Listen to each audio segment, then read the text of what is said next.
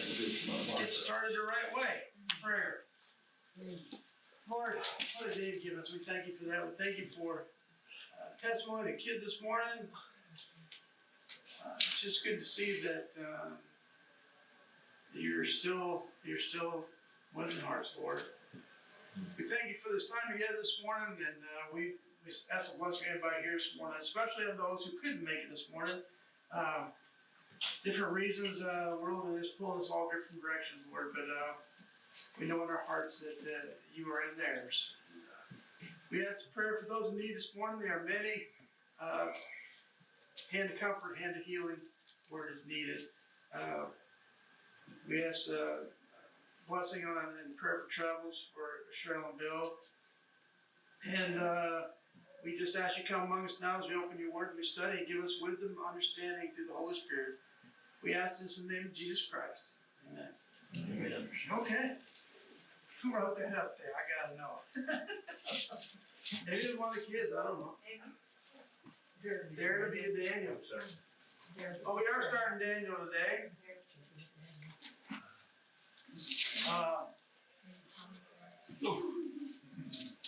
Before we go there, though, just what do you think about those kids out there? It's awesome. Isn't that awesome? Not tickled. I'm always amazed how, when I was that age, I did not want to be in front of people, let alone talk in front of people. And I'm just amazed they would get up there and do that. Fearless. It's incredible. But yeah, it's good to see that God is still winning hearts. The world's not lost yet, huh? The world's not lost yet. It's amazing though, I was thinking about, you know how you, if you see something, whatever it might be, it's stuck in your head, isn't it? It doesn't go anywhere. Like a computer, you take a picture, a snapshot, it's there. And you can maybe block off access to it, but it's there, and you're going to see something or hear something or smell something someday, and that memory is going to come up, that picture is going to come before you again. And so that's why the Bible tells us to stay away from that. Turn your eyes away from stuff that you don't want to have in there. But it's also neat that good things go in there too, and that's what you want to put in there, because the same thing happens with good things. You can do it. I'm not in here. Somebody got our We're gonna sit in the front. When you're late, Yeah. It's always his fault. Don't really say it's She was talking. remember we did that last week? We said the last one had to pray, so. See, Cheryl, I told you, it's you guys. I was defending you, Bill. Come right in here and tell it there. I can't believe it. Good to see you guys. But yeah, so you also have a lot of good things. You just got to guard yourself, right? You got to be careful, and it's so difficult these days because everything on TV is not good. Good. And how do you block that out? Well, I don't watch it rightly. Even the commercials, my goodness. Sometimes they're worse than the program. Yes. You can guard yourself by watching good program, but then the commercials. And I'm not going to say that cable or dish or anything else is any better, because it's all just getting bad. And you know, you go back and you look at the old shows. You look at the old shows. Remember the old days, especially black and white. There were censors, right? Where did they go? Where did they go? You know, I That must remember. have offended somebody, right? Yeah, well, some had opinion, but still, they had censors. I mean, look at the old shows, and you could tell there were censors there. Even Gilligan's Island. I watch Gilligan's Island all the time. You know, you never see a woman's navel on there because the censor said you can't do that. Or I dream of Jeannie, same thing. Yeah, same thing there. Censor, but now there is no limit, right? They push the limits until there are no limits anymore. Doesn't it seem to you that even Christian themes are maybe censored now? Yeah. It seems like if you have anything to do with the church, You know, it's it seems censored. like everything is skewed the opposite direction now.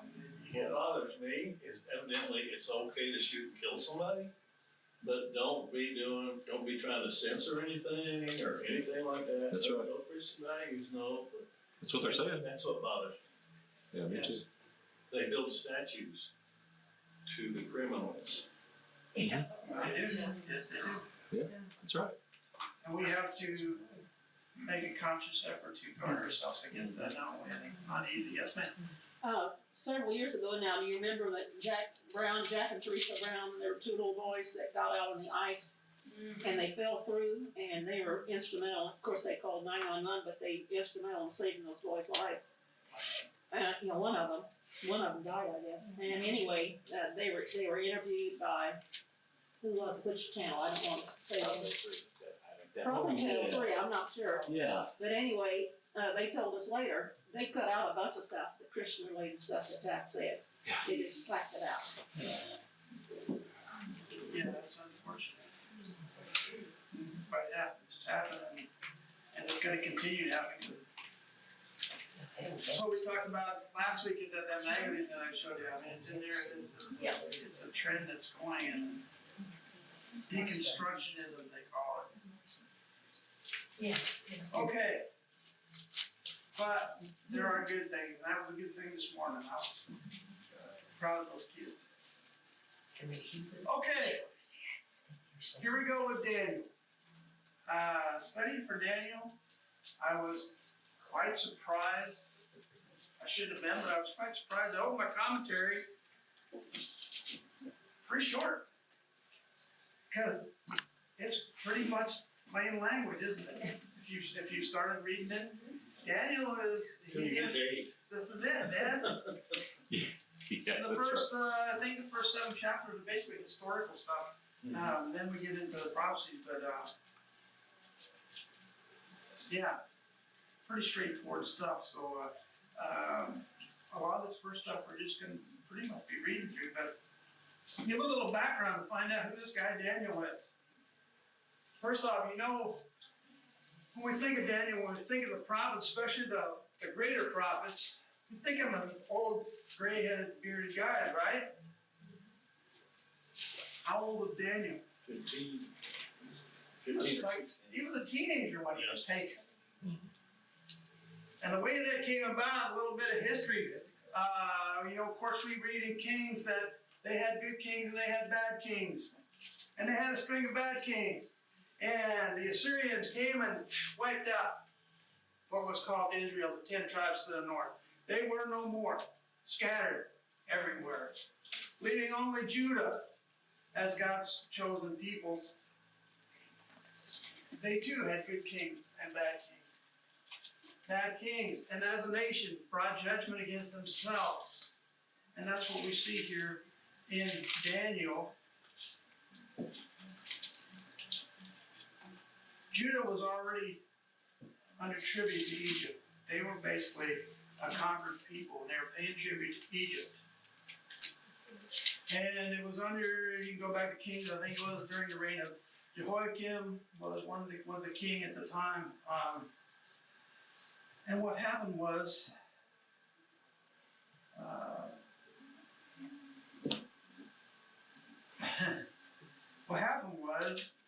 that Egypt actually put that king on the throne. They favored, there was 2 brothers, and Pharaoh of Egypt favored Jehoiakim instead of Jehoiahaz and put him on the throne. And they were paying tribute to Egypt, and everything was going well. And then Nebuchadnezzar's dad came along. His name was Nabopolassar. He got rambunctious. He was a conqueror. He went after him. And his kingdom rose and became more powerful. And he went against Egypt. And the battle, a great battle, was fought up near the Euphrates River somewhere. And they defeated Egypt. along with the victor go the spoils. So Judah had been under the tribute of Egypt. Now because Egypt had been defeated, Nebuchadnezzar, Babylon, takes the spoils. Guess what? Judah is now under tribute to Babylon. And that went on for about 3 years. He used to pay tribute. And we read, I think when we read Kings, we talked about how much the tribute that the Israelites paid to all these different nations, right? It was considerable. It was a lot of things they had to give to these other countries to pay tribute to them. Well, eventually they got tired of it. 3 years. Joachim said, they're not paying us any attention anyway, we're not going to pay this year. And they cut off their tribute. Well, normally that would be a knee-jerk reaction, and they would come in and fix that little problem. But Nebuchadnezzar was busy fighting wars. His dad was a conqueror. But Nebuchadnezzar, his son, headed the army and sent him out to conquer the world, and he's out doing his job. In the meantime, little old Judah there in Jerusalem said, no, hey, we're not going to do that anymore. Didn't have time to pay attention to him. 3 years they went. 3 years they went. There's some difference of opinion what happened exactly. But the dad died. Nebuchadnezzar had to go back home, take the reins, become king of Babylon and the empire. And he left his generals there to take care of Israel and Judah and bring them back into line. And so they supposedly, before he left, Nebuchadnezzar had put Joachim in chains and was ready to exile him and take him out. But because his dad died, he had to go back home. Immediately left the people in charge. The people in charge decided, no, we don't want to mess with this, so we're going to put the king back in charge, and we're going to tell him what to do. In other words, he's going to be a puppet king, right? Yeah. On back in the line. And to make sure that he didn't regain his power as king, they started to exile him. There was Daniel. Right? Second Chronicles spells it out in chapter 36. Yes.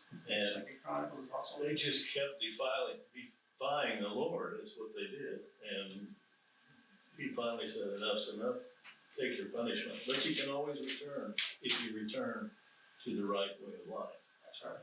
Which is the Lord's way. Everybody looks at that as how cruel he was.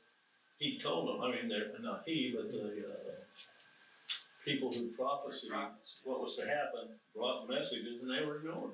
Yeah, all the old prophets told them, warned them that it was coming, warned them the Assyrians were coming, warned them the Egyptians were coming, warned them that now Babylon was coming. They didn't heed the warnings. You're exactly right. But it was Zedekiah that rebelled against Nebuchadnezzar, which was the last mistake they made. Anyway, it's good reading there in Chronicles, good history there in the Kings. But that's just kind of a background how Daniel he was put into exile. Daniel was supposedly in the line of David.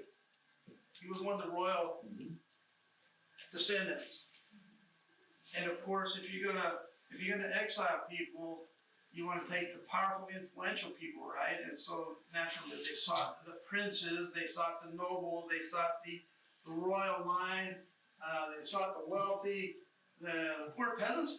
What are they gonna do? Don't worry about them, right? You leave them behind. If you take all these, yes sir. At 15, Daniel and his 3 friends had all been completely schooled in the Old Testament, in the Jewish Bible. They knew everything, therefore they were well prepared for what was going to happen. They were, yes indeed. And they didn't carry it with them, they had it up here. yeah, those 4 and others, they had been very well schooled in the law. Yes. And that was part of God's plan, prepare them for that exile, and basically to care for his people in exile. Because why was this judgment brought against the Israelites, brought against the Judah? they were falling away from God, right? God always More and saves more out a pagan. remnant. God always saves out a remnant, doesn't he? So this was the way to save his remnant. Pull these exiles out of Jerusalem, out of Judah, and put them in, much like he did with, later, putting the Israelites, the Jews under the safety of Egypt. Mhm. He took his remnant and he put them out in the safety of Babylon. And it's a really pretty amazing story. It follows along with our study in Romans. What was that? Verse 10. Remember when we studied the verse, chapter, I want to say 13. We talked about the government, how you're supposed to follow the government, submit the government. What do you see in Daniel's case? He submitted to the government, didn't he? He saw this as God's plan. We're going to see that. We'll call that attention to it a little later when we get to it. But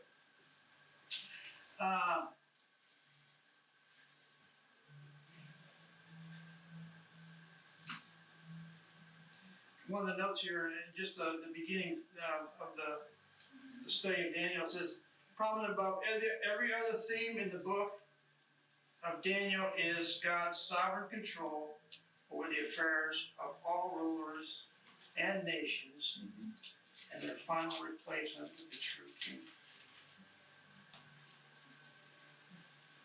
So in Daniel, we're going to see what Paul was talking about in Romans. And it's pretty amazing with this young man who, at the time of all this stuff that is happening, he's barely 20, teenager or early 20s. And it's pretty amazing the wisdom and understanding that this young man shows. Okay, so that takes us to chapter 1. Let me get my glasses and get a reading now.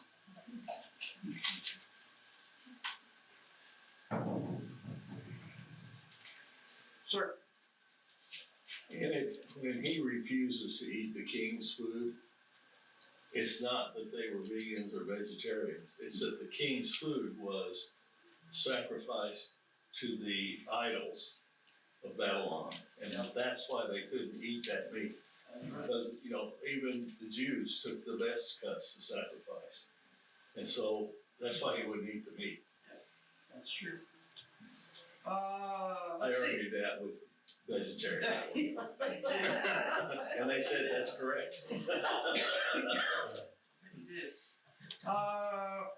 Okay, so let's get right in here. Verse 1. Third year of the reign of Jehoiakim, king of Judah, Nebuchadnezzar, king of Babylon, came to Jerusalem and besieged it. That's what we're talking about, right? Mhm. He finally had time to turn his attention to them. They were basically thumbing the nose at him and saying, we're not going to pay. And he said, you will pay. He besieged it, of course, being the greater army and having the Lord behind him. He said the Lord gave Jehoiakim, king of Judah, into his hand. That's not a mistake there. We see that in God's plan, right? This is God's plan. The Lord gave them over as judgment into his hand, along with some of the vessels of the house of God. Now that's getting personal, isn't it? Mm-hmm. He allowed this Nebuchadnezzar to reach his hand into the very temple and take out all those treasures that they had. Well, they evidently weren't holding it sacred, so why wouldn't God let him have it?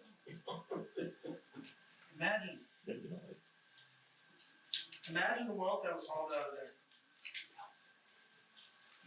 All hauled back to Babylon. And we see that in later chapters, because it's going to come back to the surface, but they left just what they needed to carry on their religious services. Mm-hmm. Everything else was taken. So does So what that it mean said the he took- commandments were still there then? What's that? That means they left the commandments since that was their law? The actual tablets you're talking about? Yeah, when Nebuchadnezzar left, did he leave that? Because therefore they could carry on with their. I think by that time the ark is already gone. Yeah, there's some Okay. conjecture I've read about that same thing.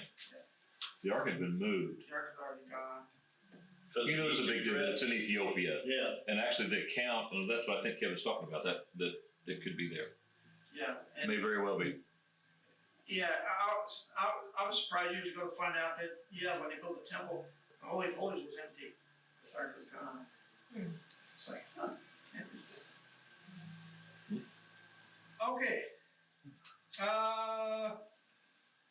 Okay, so he took the best. He took the best of what they had in the temple, brought them to the land of Shinar, which is the old name for Babylon, to the house of his God. Nebuchadnezzar had his own God, right? Now, remember, these are people they call they're up in Mesopotamia. This is the land of Ur. This is the land of the Chaldeans, of which Abraham came from, right? A lot of funny things about these Chaldeans. We learned early on with Abraham that they worship the sun god, right? Yes, sir. a lot of interpreters, because, the lowercase god would be his God, but actually it should be God's, Gods. because they had multiple They gods. did have multiple gods, yes. Well, he put it in the house of his God, and he brought the vessels in treasury of his God. And why did they do that? Well, it kind of makes sense. They were showing that his God is superior to that of people they conquered, right? Takes their treasure, their sacred goods, and it says, your God didn't protect me. I'm taking it, and I'm putting it here in my God house, and therefore my God is greater than your God. That was the reason for that.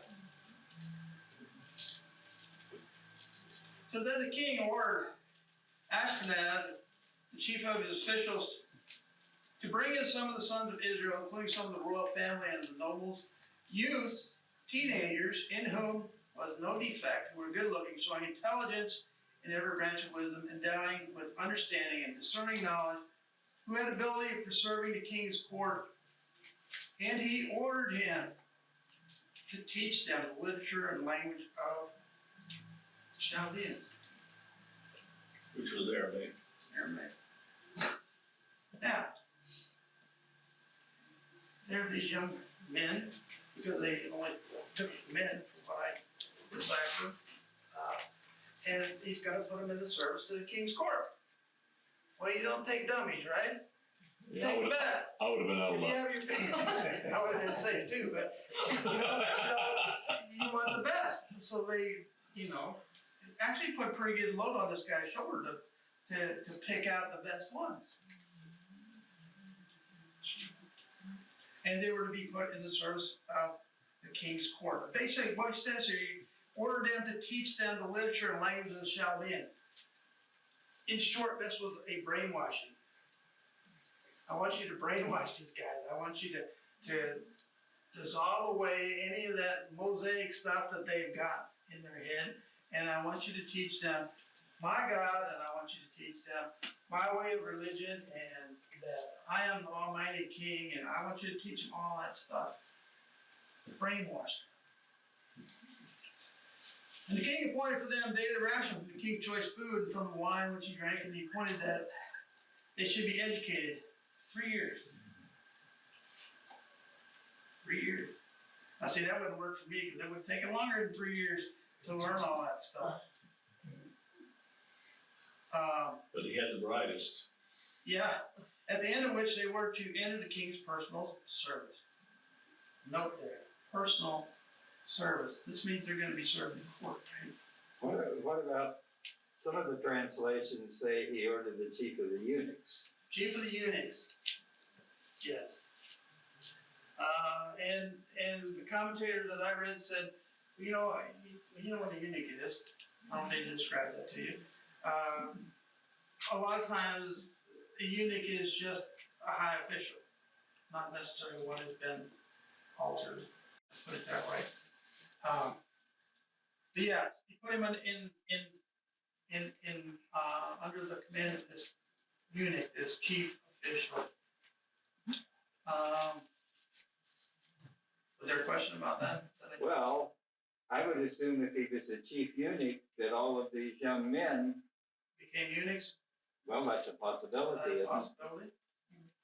God probably had. I hadn't thought of that. It doesn't document that anywhere, does it? No, not that I know of. It never says that Yeah. it happened, so it's possible God. It's possible, but again, like I said, Yeah. sometimes when it says eunuch, it just means high official and not sometimes been physically altered. Any case, he's put under, gonna control this high official, and he's been given specific direction to teach them to worship Nebuchadnezzar, basically. It says now, we can see Daniel's other friends here. Now among them from the sons of Judah were Daniel, Hananiah, Mishael, and Azariah. And of course, we know those guys by different names. The commander officials assigned them new names to them. They do a lot of name switching, don't they? That is one thing that's more confusing to me than anything else, changing all those names around. Well, their names spoke to the one God. Therefore, Exactly they had right. to be changed. That's right. All those names, those were all Hebrew names, and they all spoke of the Hebrew God. And therefore, Nebuchadnezzar, even though dummy himself, was he said, we're going to get rid of any scrap of their old stuff because it's part of their brainwashing, and we're going to name them after our own God. Because we see Daniel, we went through the names. Daniel, his name meant God is my judge. Hananiah means the Lord has been gracious to me. And Mishael, he who comes from God. And Azariah, the Lord is my helper. All those names affiliated with the Hebrew God they got. Wasn't it Abednego? Abednego. Yeah, that's the last guy was, yeah. Yeah, he was changed to Azariah. Other way around. Abednego was the Chaldean name.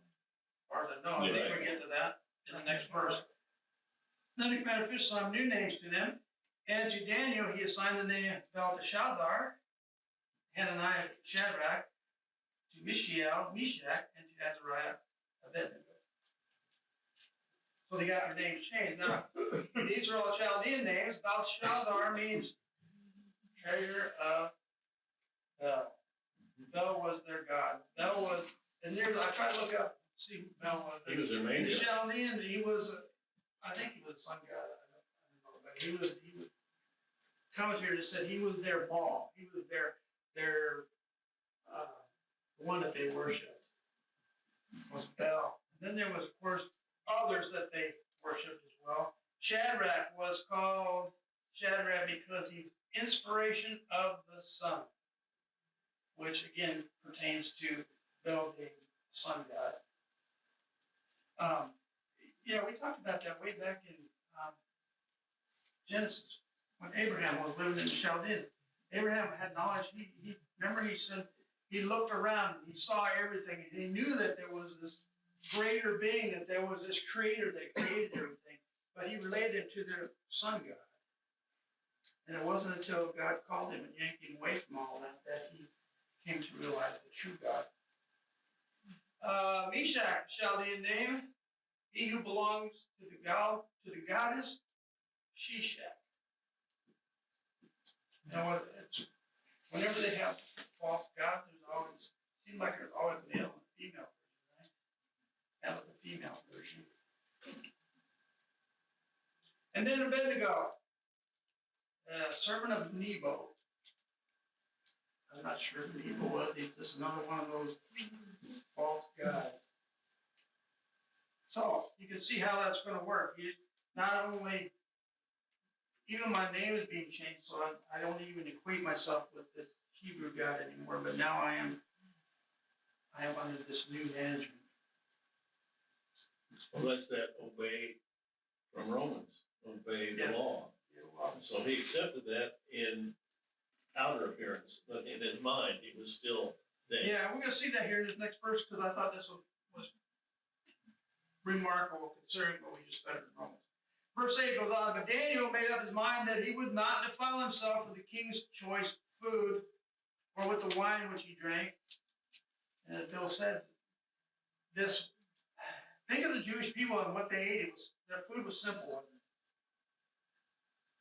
Manna. It was simple. Pardon? Manna, That's a bad sin. Man, 3 times a day yeah. for 40 years. That'd be something, wouldn't it? Oh, boy. But their food was simple, a lot It was of Jewish pop tarts. roughage, a lot of grains and a little bit of meat. And then you come into the king's court, and the king has everything. And so you're eating from the king's food, and you have everything and anything. Mhm. Luscious stuff from The best. exotic stuff, yeah, A lot of cholesterol. a lot of that. Yeah, glory.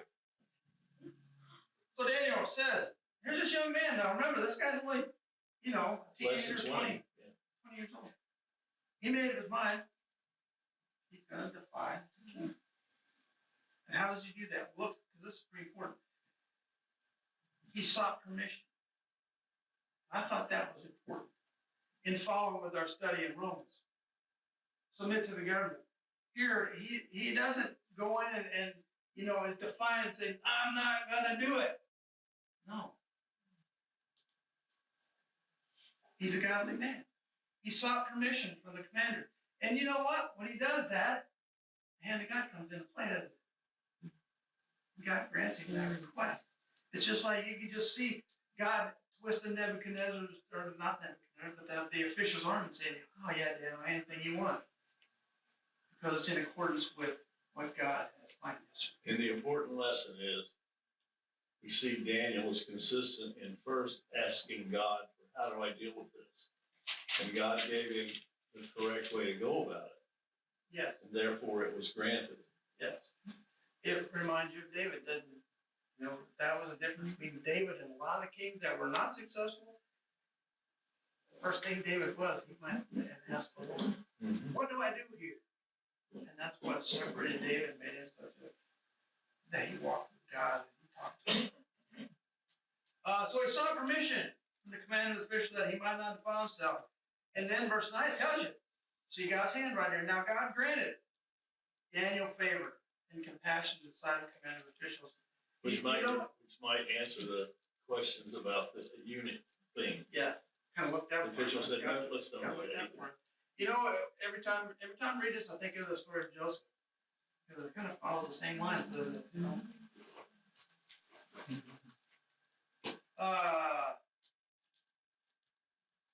So Daniel was granted favor and compassion to the side of the commander of the officials.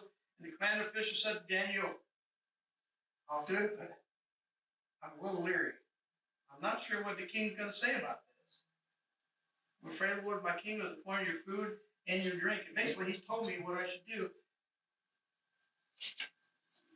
And he's afraid that by them deviating from this choice food, you know how they say fat calf? Fat calf don't get fat by eating junk. They're giving grain, right? They're giving the best food. So he's afraid that there's these other guys that are going to be eating the grain and getting fattened up and looking to get to the king, and then you guys are going to be eating vegetables and grain, and you're going to be like all dried up and skinny.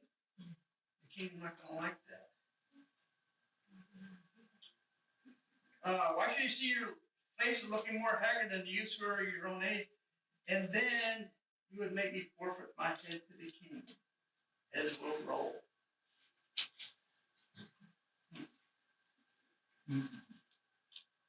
And Daniel said to the overseer, whom the commander official had appointed over Daniel and the other three, please test your servants for 10 days.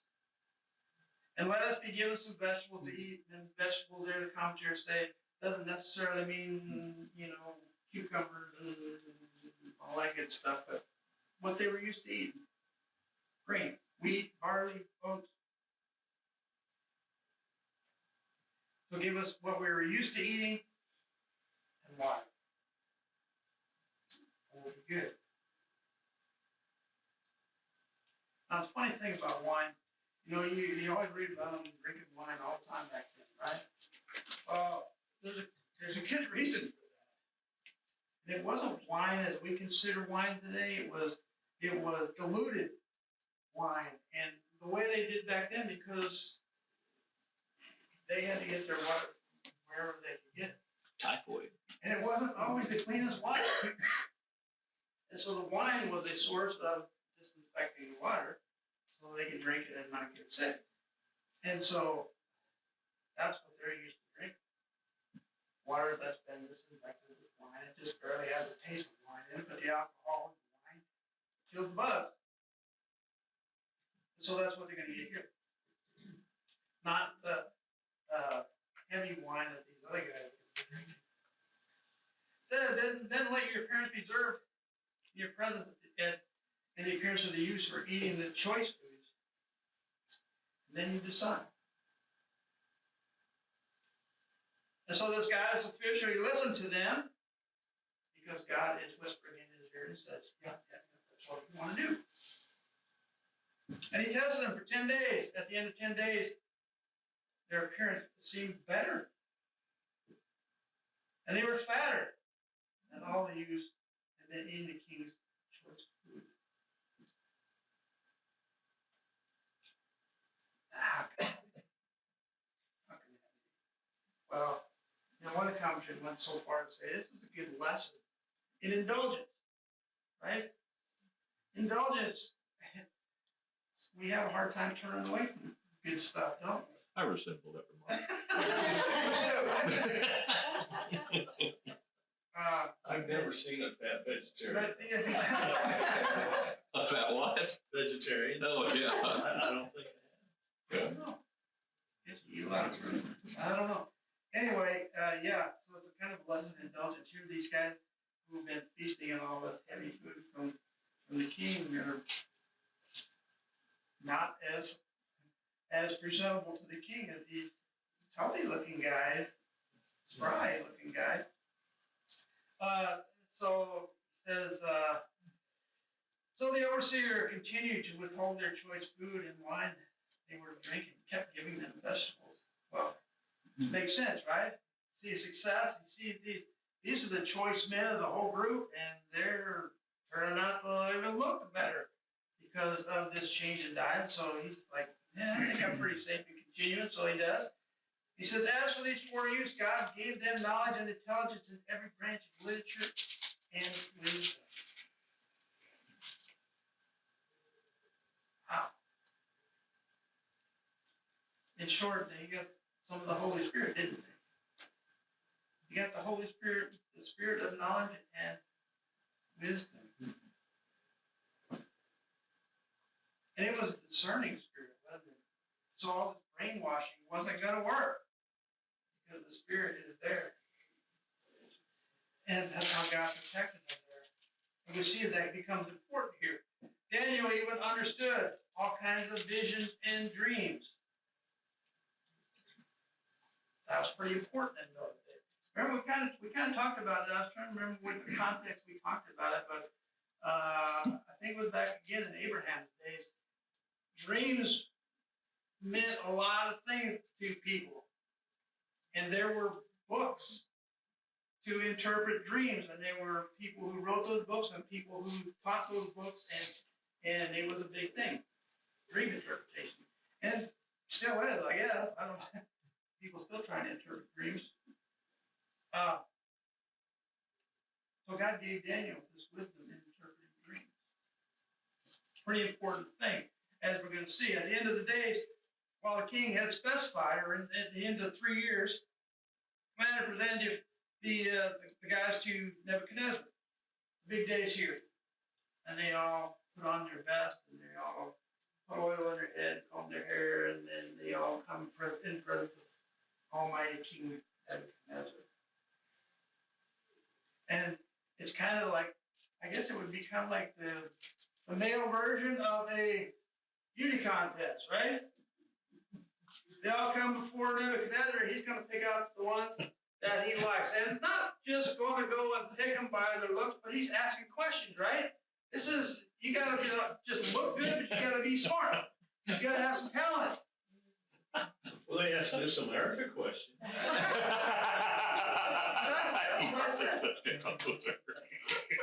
So here, he hustles them all in, they all stand before the king, and the king talks with them. Now, to me, that's kind of impressive. The king takes time to quiz all these young men, right? Like I said, Nebuchadnezzar is no dummy. Out of all of them, not one was found like Daniel, Hananiah, Mishael, and Azariah. the Hebrew names there. Because they're holding on to that. That brainwashing did not take hold, right? And so they entered the king's personal service. They submitted to the government, right? Must be a reason for it. God has a plan. God always has a plan. As for the matter of wisdom and understanding about which the king consulted him, he found them 10 times better than all the magicians and conjurers who were in all his realm. Think about that for a minute. That's why these young guys in their youth have shown more knowledge and wisdom than all the old guys, all the old wizards, all the Chaldeans. And we know from the story of Elisha and Elijah that when they had their magicians and their wizards and their sorcerers, there weren't just one or two of them, there were hundreds. Is it King, right. is it true? This is a little bit in the weeds, but Daniel and Joseph are the only two people in the Old Testament that no evil is mentioned of them. They're both from royalty. Okay. Both from royalty. Is that true? I saw that in something I read, but I don't know if that's a real deal. I thought that was interesting That is interesting. because King David and go on, but how these were special guys and maintain like what all Joseph went through. Look at how Daniel's operating in Babylon. It'd be a little bit like, let's say we go communist here and let's still maintain our integrity and do. I just thought. Yep. I thought that was interesting. I didn't know that. That's why I say when I read this, I would think Joseph. Yeah. That's a parallel between the two. I guess. Let's see here. So kings impressed. These guys are awesome. You guys are hired. And Daniel continued on in the king's court until the first year of Cyrus the king.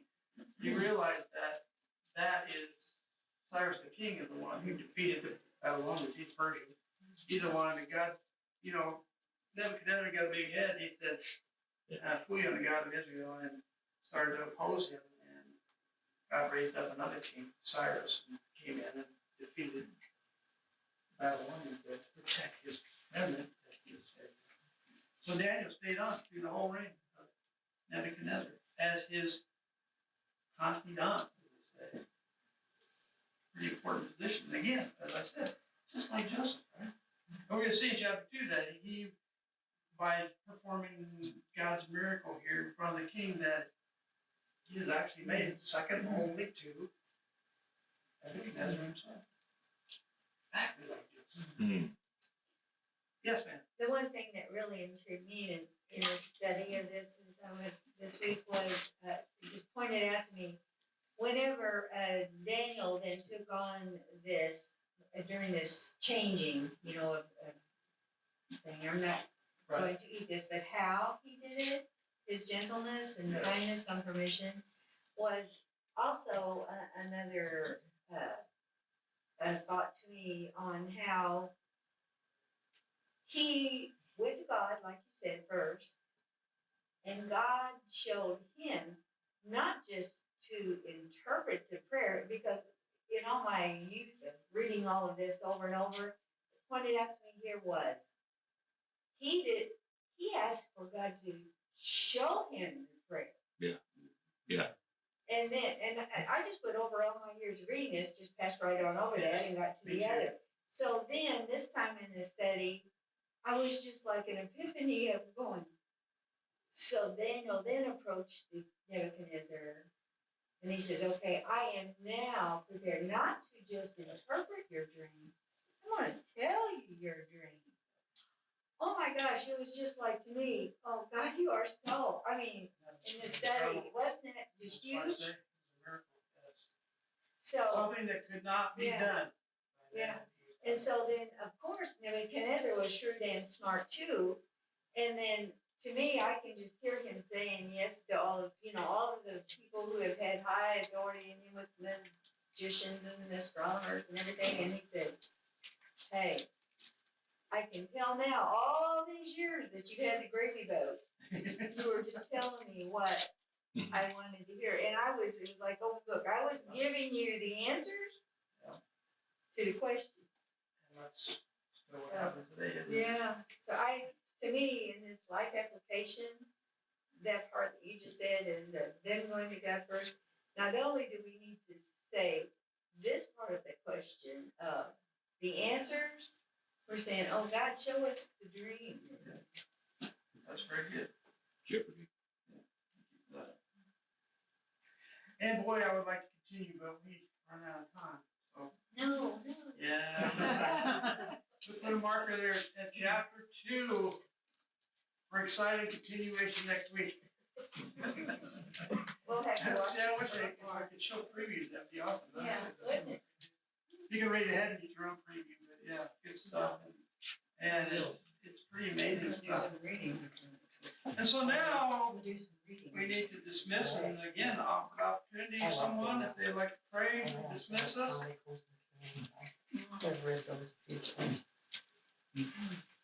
Anybody, anyone take it? I got you. Thanks, Gordon. Lord our God, again, we're just grateful for your love and mercy that you show us each day. I thank you for this time we can be together and look at your word and look at this day. I thank you for your blessings that you give us each day. Keep us healthy, watch over us. Bless our nation, keep us at peace. Forgive us where we've sinned against you and against one another. In Jesus' name I